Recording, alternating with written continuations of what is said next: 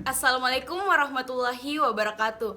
Halo guys, perkenalkan nama saya Iin Nuniarti dari kelas 10 Albert Einstein, nomor urut 7. Saya akan menjelaskan tentang materi pergaulan sehat. Ayo, selamatkan generasi muda dari pergaulan bebas. Pertama-tama saya ingin menjelaskan tentang pengertian pergaulan. Pergaulan berasal dari kata gaul yang diartikan dalam Kamus Besar Bahasa Indonesia sebagai hidup berteman atau bersahabat. Pergaulan merupakan proses interaksi yang dilakukan oleh individu atau individu lain. Pergaulan mempunyai pengaruh yang besar dalam pembentukan kepribadian seorang individu. Pergaulan yang ia lakukan akan mencerminkan kepribadiannya, baik pergaulan yang positif maupun pergaulan yang negatif.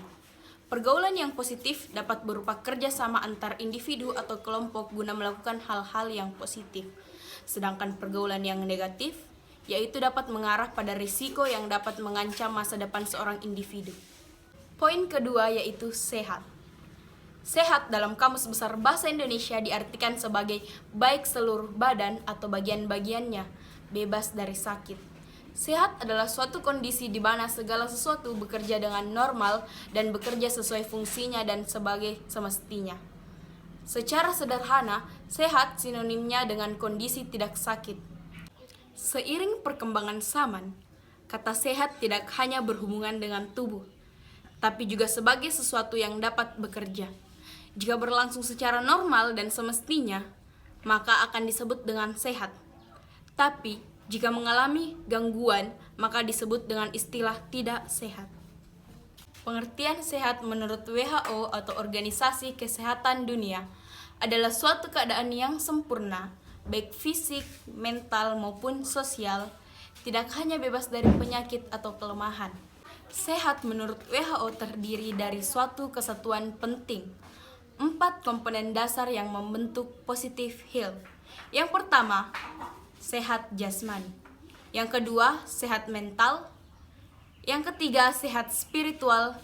Dan yang keempat atau yang terakhir, kesejahteraan sosial.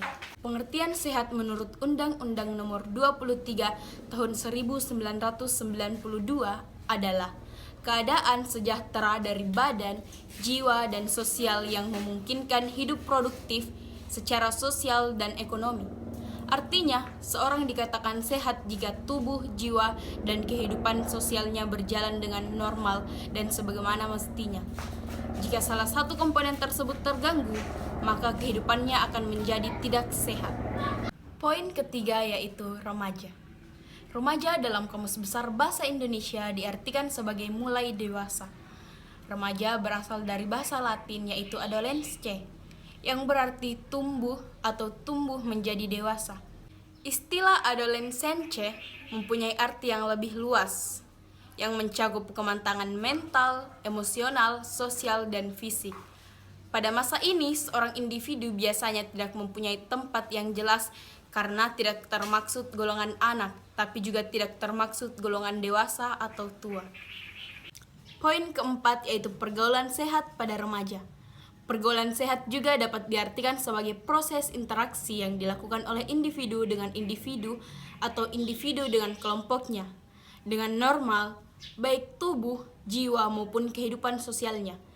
Yang dimaksud normal adalah para remaja yang menyadari bahwa pergaulan sesama teman dan kelompoknya adalah suatu keharusan untuk menjalankan fungsi sosialnya agar setiap anak memperoleh keuntungan pribadi dalam hal perkembangan kepribadiannya.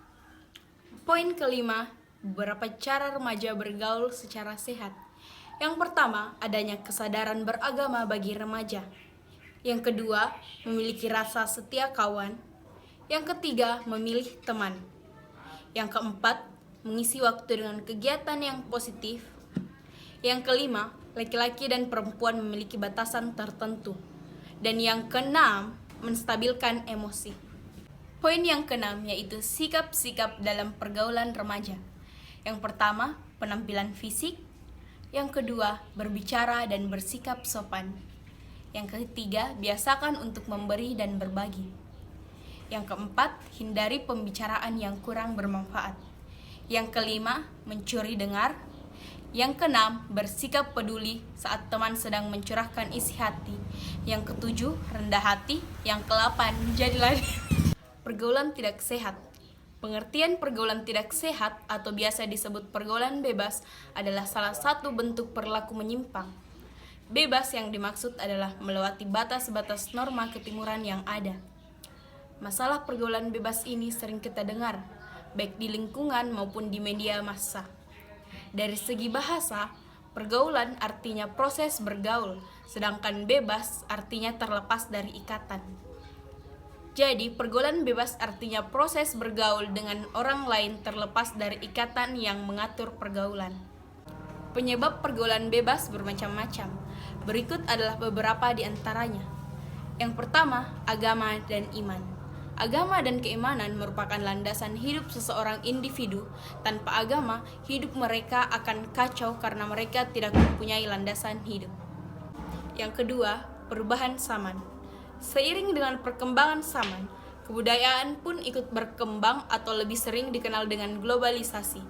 Remaja biasanya lebih tertarik untuk meniru kebudayaan Barat yang berada dengan kebudayaan kita, sehingga memicu mereka untuk bergaul seperti orang Barat yang lebih bebas. Yang ketiga, kesenjangan. Kesenjangan ekonomi dan pertunjukan kemewahan di media massa memungkinkan seseorang terpicu untuk ikut bermewah-mewahan tanpa melihat kemampuan ekonominya. Akibatnya, tidak jarang mereka menempuh jalan sesat guna memenuhi kebutuhan mewahnya. Yang keempat, kurangnya kontrol. Berkurangnya kontrol terhadap sesuatu mengakibatkan remaja lepas kontrol sehingga tidak jarang sesuatu sudah terlambat. Remaja menganggap bahwa masalah pergaulan adalah urusan anak-anak muda.